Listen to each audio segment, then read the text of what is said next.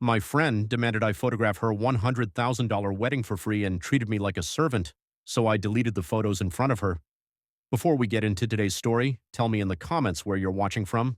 I love seeing how far these stories reach. And if you enjoy real-life stories filled with fake friends, entitlement, and jaw-dropping consequences, make sure you subscribe and turn on notifications so you don't miss the next one. Imagine being asked to work a $100,000 wedding for free, and then being treated like a servant the entire day. Here's exactly what happened. There is a huge difference between doing a favor and being forced into labor. My ex-best friend Chloe was having a $100,000 fairy tale wedding. She begged me to be her photographer, telling me it would be an honor and that I'd be treated as a guest of honor. But the second I arrived, she handed me a 15-page shot list and told me I'd be eating a cold sandwich in the kitchen with the catering staff. She didn't want a friend. She wanted a $5,000 professional service for the price of a thank you card she never intended to send. She thought I was too nice to stand up for myself. She forgot that I'm the one with the memory cards. Chloe was the kind of bride who thought the world stopped spinning because she put on white lace. She told me, "Think of the exposure, Sarah. My bridesmaids are all influencers." Exposure doesn't pay for my $10,000 camera lenses, but I agreed because we'd been friends since middle school. By 8 p.m., I'd been on my feet for 10 hours without a break. I hadn't had a single glass of water. When I sat down for 5 minutes to rest my swollen ankles, Chloe marched over and literally snapped her fingers in my face. "Why aren't you shooting the cake cutting? I'm not paying you to sit. Oh, wait, I'm not paying you at all, so you better work twice as hard to earn your keep." The reception was in full swing. Chloe was center stage, glowing under the spotlights. I approached her quietly during a song break. "Chloe, I'm exhausted. I need to eat and take a 20-minute break or I'm done for the night." She laughed so loud the people at the nearby tables turned to look.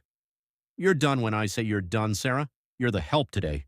Now go take photos of my flowers and stay out of the guest line of sight. You're ruining the aesthetic." I didn't argue. I reached into my bag and pulled out my standard professional contract, the one she had signed just for insurance purposes months ago. I pointed to paragraph 4, the professional conduct and harassment clause. Paragraph 4 states that if the client creates a hostile work environment or denies the photographer basic necessities like water and breaks, the contract is voided immediately, I said calmly. Chloe's smile faltered. "So what? You'll leave? Go ahead. I already have the photos you took all day." "Actually," I said, holding up my dual-slot camera, "according to the ownership of media clause, since no payment was rendered, the images belong to the creator until delivery, and since you just breached the conduct clause." I hit the select all button on the camera screen. I turned the screen toward her. Chloe's eyes went wide. "You wouldn't." "I already did," I said, and I pressed yes. I watched the progress bar crawl across the screen. 6 hours of perfect memories, the first kiss, the walk down the aisle, the expensive decor, erased in 45 seconds. Chloe let out a scream that stopped the music. The fairy tale wedding suddenly sounded like a horror movie. "You're a monster!" she shrieked, her makeup running. "I'll sue you for everything." "Sue me for what, Chloe? A free service?" "You can't sue for the loss of something you never paid for," I said, packing my bags.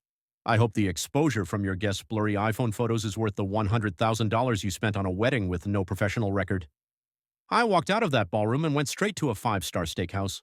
Chloe tried to blast me on social media, but when I posted the audio of her calling me the help and snapping her fingers, her influencer friends went silent. They didn't want to be associated with a bridezilla caught in 4K. I ended up getting 3 new bookings that week from people who loved that I stood my ground. Chloe still has her fairy tale marriage, but her only photos of the big day are grainy, out-of-focus selfies.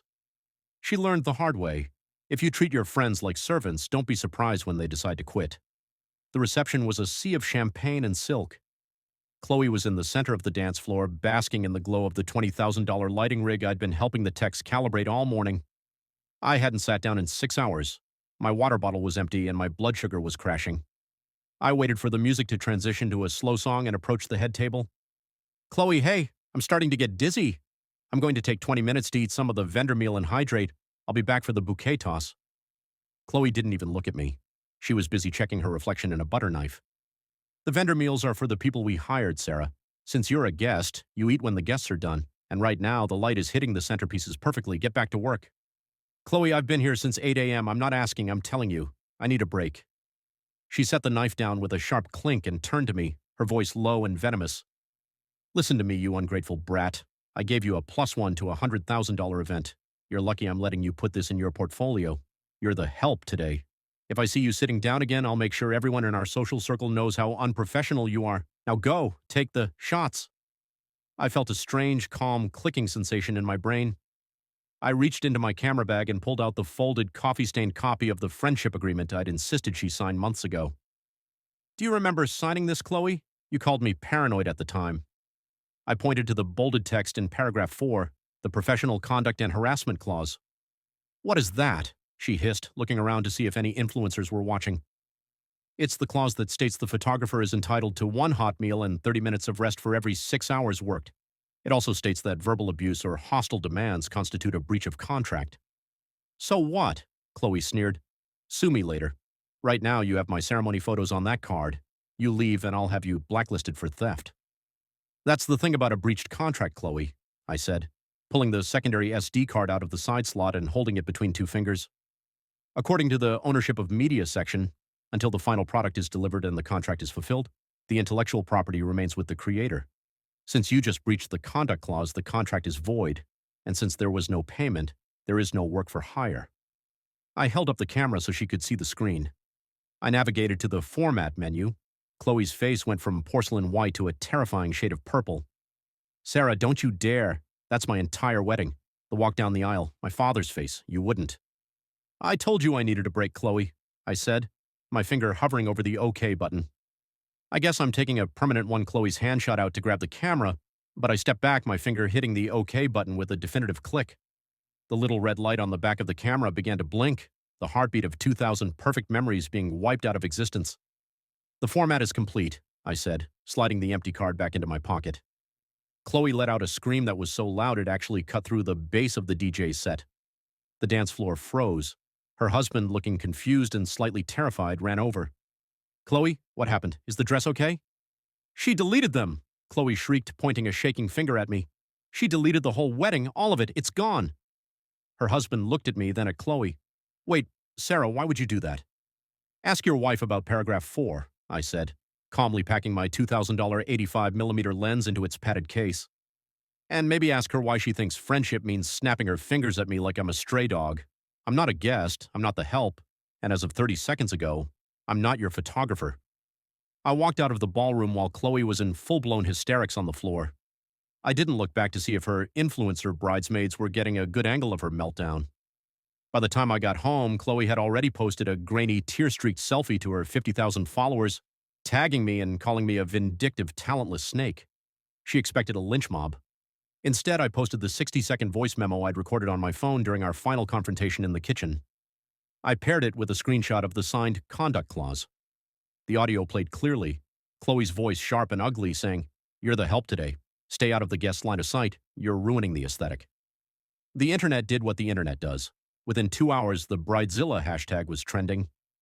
People weren't mad at me for deleting the photos. They were horrified that someone could treat a best friend that way. Her sponsors dropped her by morning. Chloe's wedding was featured in a few Worst Bride compilations, but she never got her fairy tale gallery. She had to beg her guests for their blurry, low-light iPhone 12 photos just to have a record of her own vows. Me? I used the exposure she promised to launch my new studio, Boundary Photography. Business is booming. I only have one rule for my clients now. If you want the perfect shot, you have to treat the person behind the lens like a human being. Chloe thought she was the star of the show. She forgot that without the person holding the camera, the show is just a very expensive party in a darkroom.